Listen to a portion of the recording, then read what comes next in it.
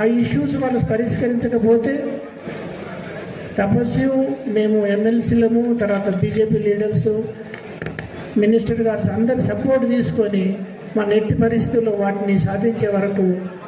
పోరాడదాం. అవసరమైతే స్ట్రైక్ చేసి కానీ హంగర్ స్ట్రైక్ చేసైనా మనం ఏ విధంగా సాధించే వరకు మనం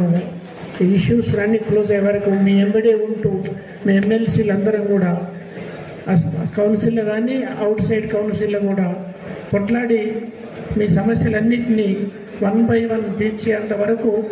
తర్వాత గవర్నమెంట్ ఆఫ్ ఇండియాతో కూడా ఎంతవరకు సపోర్ట్ మనకు అవసరమైతే ఆ సపోర్ట్ కూడా తీసుకొని ఇటు పార్టీ తరఫున మన తరఫున కొట్లాడుతూ స్టేట్ గవర్నమెంట్ను ఎటుదిరిగి బెండ్ చేసి మన సమస్యలు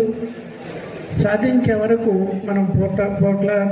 పోరాడాల్సిన అవసరం ఉంది. కాబట్టి ఇప్పటి నుంచి కూడా మేము అందరం మీకు అవైలబుల్ ఉంటాము. ఇప్పుడు మన కరీంనగర్లో కూడా